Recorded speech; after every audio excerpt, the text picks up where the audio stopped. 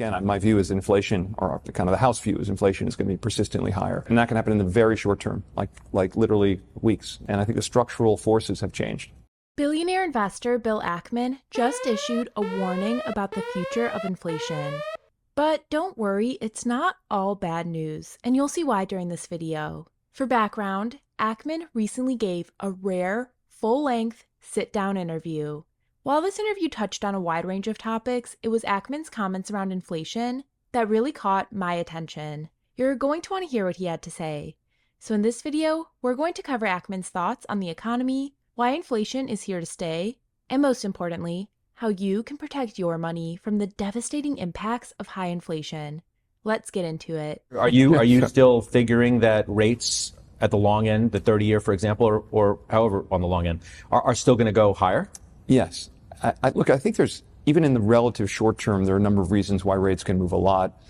Among them, right, we have a government shutdown. We're going into what looks like a highly probable government shutdown. We're going to have a data shutdown, right? All these little government agencies that put out data that the Federal Reserve relies on to decide whether to, adjust interest rates, then they're going to lose access to that data. So we're going to have this sort of kind of dark period. We have probably the worst technical environment in our lifetimes for supply of bonds versus buyer bonds, right? We have China selling. We have Russia, to the extent they own any U.S. securities anymore, selling. We have Saudi Arabia selling. And we have an economy that is still strong and inflation, 3.5%, 4%, and persistent. But, our view is basically you're not being paid enough to enter into a 30-year contract with the U.S. government at a fixed price. 4.7 or wherever it is now. It doesn't make sense in a world where we think structural inflation is north of 3% for the very long term. We went through this very unusual period with extremely low interest rates, where everything just got cheaper. And since the financial crisis, the effort of the Federal Reserve was to make sure we didn't have deflation. The aspirational goal is to get to 2% inflation. And then the pandemic and, trillions of fiscal stimulus, the psychological stimulus of being free to roam after being locked up, all of these factors coming at once kind of lit inflation. And we still have this massive deficit spending. We still have infrastructure spending. The government's selling literally hundreds of billions of dollars of securities, bills, and at some point they're going to have to sell more and more of the longer instruments. And if you look at the balance sheet of the Federal Reserve, it's an imprudent balance sheet. If you think about the United States, right, if this were like a business, you wouldn't have so much short-term, you wouldn't have, a third or more of your debt repricing within the next year. So it's not been managed. I think actually Steve Mnuchin did a good job as Treasury Secretary. The one thing he missed is he should have issued a lot of 30-year, 50-year, 100-year paper at crazy low interest rates, and that's going to be a burden. Hearing a lot from investors these days. Ken Griffin was on our network within the last week or so. I just had a conversation with Rick Reeder of BlackRock. Those who are talking about the possibility of much higher real rates for much longer than people think, for the very reasons that you're talking about. The issuance is so massive, and where are the buyers going to come from? And the result of that is going to be higher real yields. I don't know about much higher real rates. I think, again, my view is inflation, or kind of the house view is inflation is going to be persistently higher. Well, you are the house. But I guess I control the door on the way in and out, I guess. But, our view is really that we're in a different world. And, the world sort of changes gradually. And you have a generation of people who are used to rates, 4 sounding like a high interest rate. And it's, on a historical basis, it's an extremely low rate of interest. So I would not be shocked to see, 30-year rates well into the, through the 5 barrier. And you could see the 10-year approach 5. Jamie Dimon. And that can happen in the very short term, like literally weeks. We've seen a huge move in the last number of weeks. And I think a lot of that is investors kind of rethinking. What's interesting about the 30-year Treasury is people reflexively buy it whenever they, because they've made money doing it in advance of a recession. But it's really not an instrument you should use to speculate on the short-term economy. It's a fixed price contract with the U.S. government for 30 years and reflects really structural forces. And I think the structural forces have changed. Over the past couple of years, inflation has been at levels not seen in generations. In June 2022, inflation hit a peak of 9.1%. You have to go back roughly 40 years to the early 1980s to find a period of time in which inflation was this high. It had been decades since inflation was a legitimate concern for the US economy. And it's crazy to think about it now, but just a few years ago, economists were worried about inflation being too low. Take a look at this chart showing inflation in the US over the past 20 years. Focus particular attention on the time period from 2009 to 2020. During much of this time period, inflation hovered awfully close to 0%. In fact, inflation was negative or nearly 0% multiple times during the decade. This dynamic had governments, businesses, and people worried not about inflation, but instead deflation. Deflation is a decrease in the general price level of goods and services. Or put another way, deflation is negative inflation. At first, this may sound like a great idea. However, deflation does come with its own set of nasty challenges. In order to prevent the US from slipping into deflation, the US Federal Reserve established a target annual inflation rate of 2% in the year 2012. For much of the next 8 years, the Fed struggled to get inflation up to that 2% target. As a result, many economists believe that inflation would never again be a problem in the US. Oh boy, how things can change, and they definitely did in a major way in 2020. To understand why Ackman thinks inflation is here to stay, you have to understand why inflation occurs. In simple terms, inflation happens when the demand for goods or services outstrips supply. While that may sound like a complicated concept, trust me, it's actually very simple. Here we have a supply and demand graph. This line here represents the demand for a particular good or service. In this example, let's say we're talking about used cars. The demand line represents the number of people looking to purchase a used car, and importantly, how much those buyers are willing and able to pay. And here we have the supply line.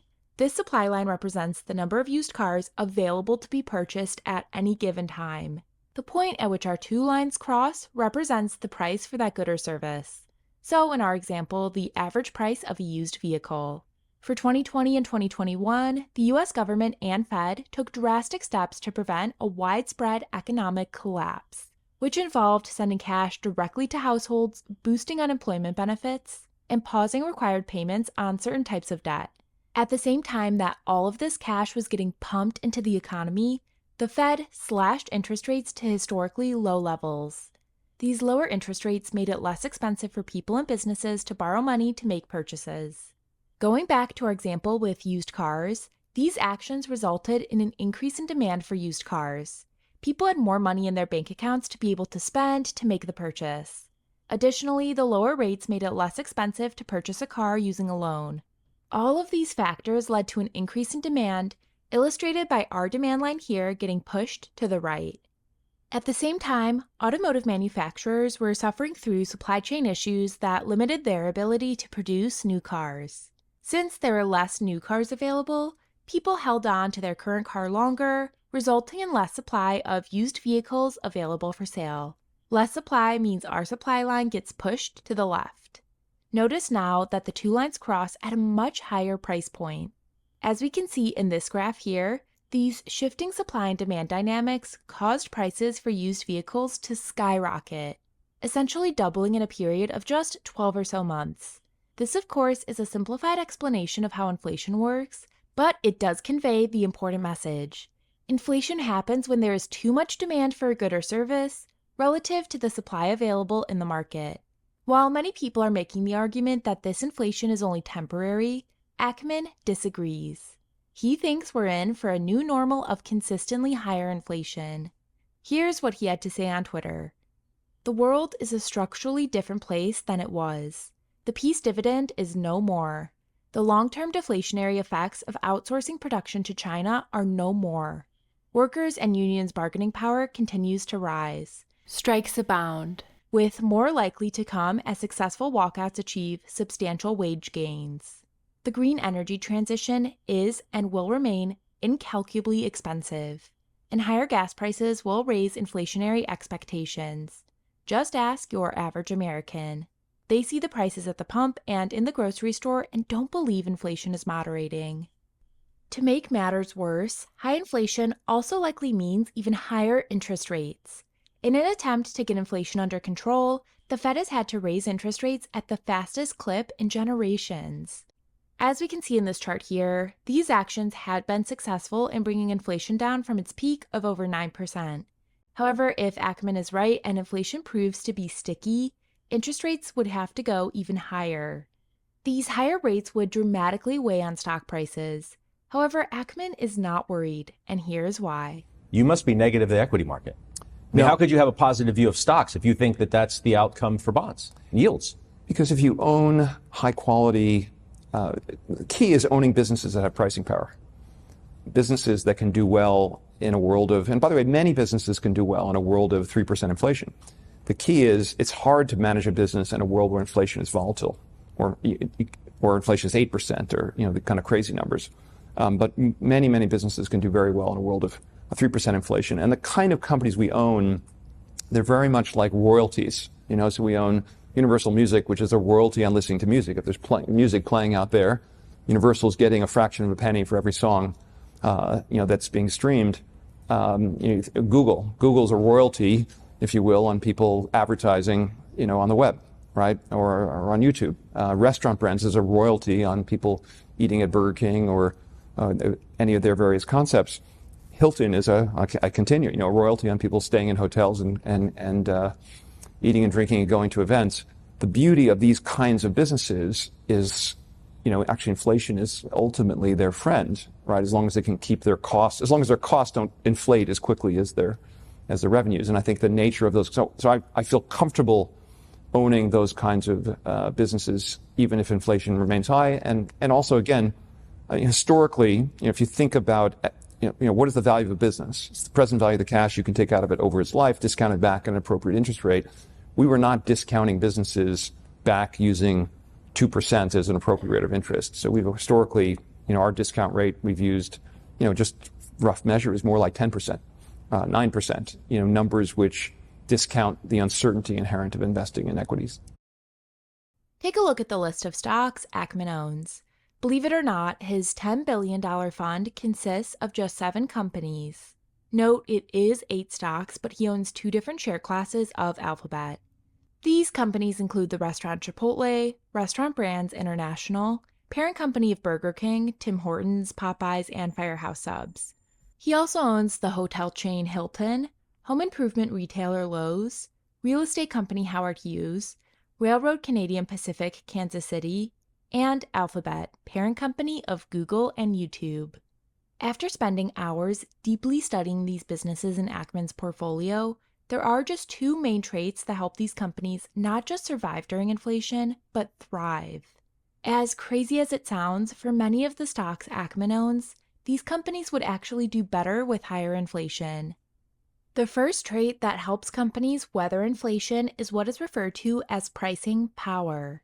Pricing power is how much a company can raise prices without negatively impacting customer demand. To demonstrate the concept of pricing power, let's use Canadian Pacific Kansas City, a stock Ackman owns. CPKC is a railroad with a super simple business model. Companies that want to ship their products long distance pay CPKC a fee for that service. This here is a map of CPKC's network. If you're a company looking to ship your product from Vancouver, Canada to Laredo, Mexico, you really only have 2 choices. You can pay to have that product shipped there by truck, which would be incredibly inefficient and expensive. Or you can pay CPKC to do it for much less. This dynamic gives railroads a significant amount of pricing power. They can raise prices because often they're the only choice shippers have. Another example of pricing power in Ackman's portfolio is the restaurant Chipotle. Over the years, Chipotle has developed a loyal customer base. The company is consistently ranked one of the country's favorite fast casual restaurant chains. Because of this, Chipotle has incredibly high pricing power, especially for a restaurant. In fact, when inflation was at its peak in 2022, Chipotle was able to raise prices to offset the higher costs. Even with these higher prices, the CEO of Chipotle commented that customers were still picking their favorite meals and continuing to purchase premium offerings. The pricing power that companies like CPKC and Chipotle have stands in stark contrast to the average business. As Warren Buffett puts it, if you've got the power to raise prices without losing business to a competitor, you've got a very good business. And if you have to have a prayer session before raising the price by 1/10 of a cent, then you've got a terrible business. I've been in both, and I know the difference. The second important characteristic you would want to look for in a business is so-called asset light.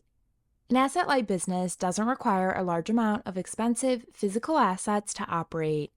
Probably the best way to explain asset-light companies is to give you an example of an industry that is not asset-light, so you can see the difference. The airline industry is an example of an extremely capital-intensive industry. In order to operate an airline, you obviously need a ton of airplanes. Those things sure are not cheap. Airlines spend tens of billions of dollars purchasing these planes. Additionally, these airplanes don't last forever. They get old and have to be replaced with newer, more expensive planes.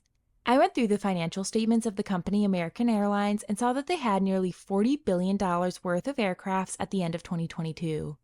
Even more crazy is the fact that American Airlines has a market cap of only $8 billion.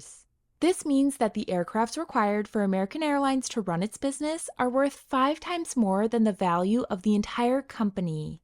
Crazy to think about. Asset-heavy companies suffer during inflation as they are constantly having to spend larger and larger amounts of money, replacing the vast amount of physical assets needed to run their business. Compare that to one of the stocks Ackman owns in his portfolio, Restaurant Brands International, owner of Burger King, Tim Hortons, Popeyes, and Firehouse Subs. Restaurant Brands International, or RBI for short, operates a franchise business model. This means that RBI doesn't own each individual location. Instead, locations are owned and operated by local entrepreneurs. These local entrepreneurs are called franchisees. These franchisees put up the money to acquire the real estate, renovate the location, purchase the equipment and inventory, and pay the staff.